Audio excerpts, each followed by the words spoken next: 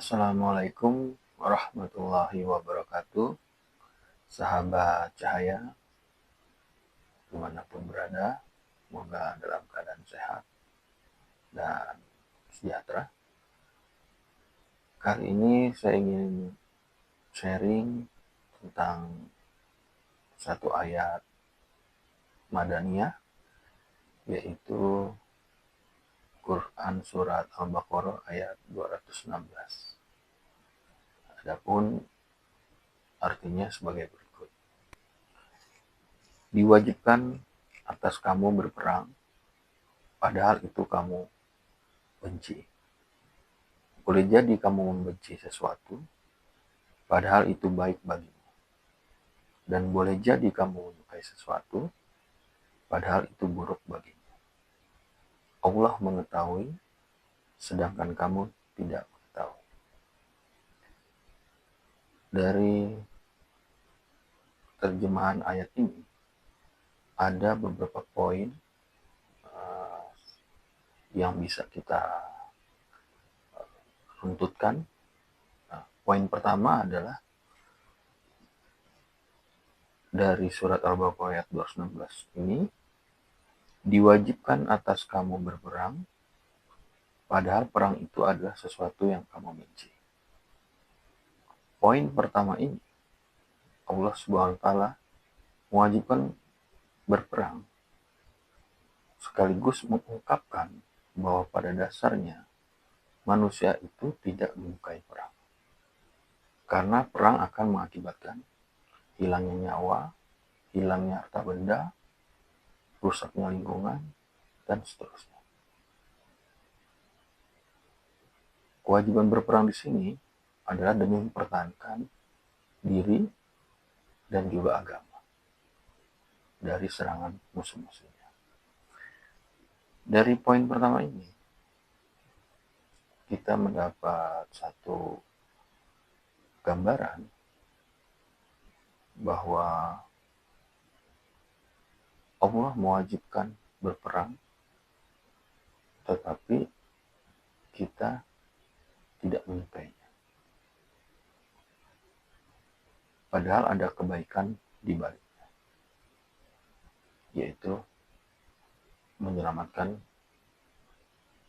diri dan agama ini dari kehancuran atau kepunahan. Dan kalau kita tarik kepada kondisi hari ini, perangnya berubah bentuk menjadi perang informasi, perang ekonomi, perang teknologi tinggi, dan lain sebagainya.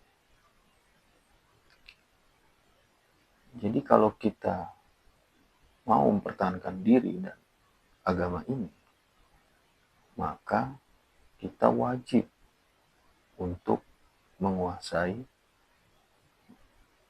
bidang-bidang strategis dari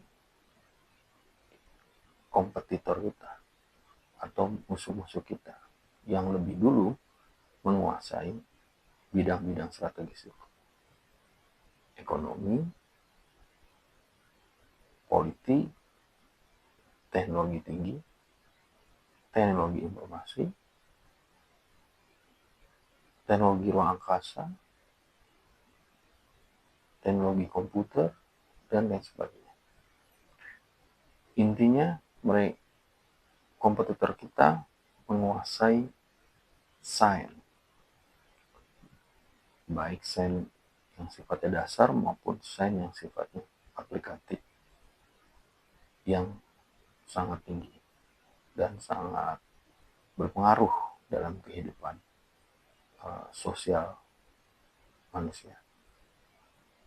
Nah, ini sebenarnya kalau mau kita lebih dalam lagi di tema khusus tentang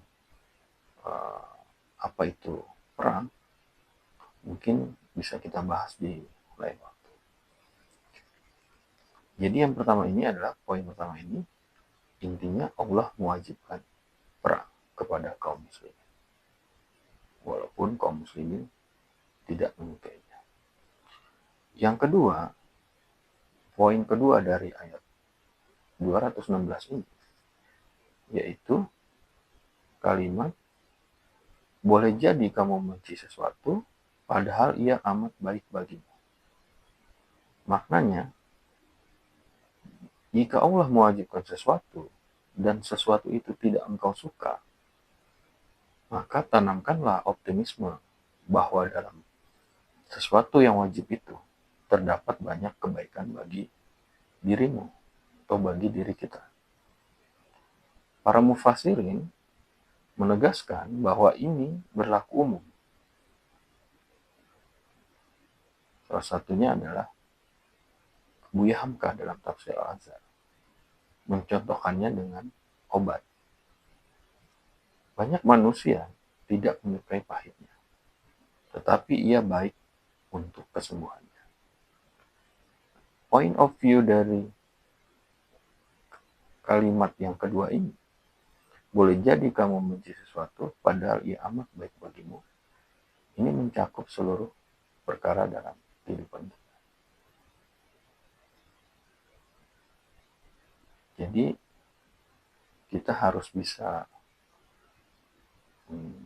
melihat lebih detail sudut pandangnya terhadap suatu hal yang kita lihat atau suatu perkara yang kita sedang hadapi. Apa di balik yang kita lihat itu? Boleh jadi kita salah mengambil kesimpulannya. Padahal itu baik untuk kita. Ya, contohnya obat tadi. Nah, ini poin kedua dari ayat ini. Poin ketiga dari ayat ini,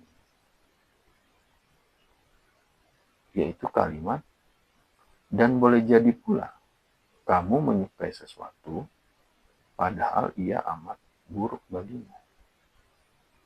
Ini kebalikan dari ayat sebelumnya atau kalimat sebelumnya. Maknanya, jika Allah melarang sesuatu dan sesuatu itu sangat engkau suka, maka tanamkanlah keyakinan bahwa dalam sesuatu yang terlarang itu terdapat banyak keburukan bagi dirimu. Ini juga berlaku umum mencakup semua perkara. Di balik yang tidak enak, banyak kebaikannya. Di balik yang kelezatan-kelezatan, banyak keburukan. Nah, point of view dari kalimat ini, kita harus lihat lebih detail lagi.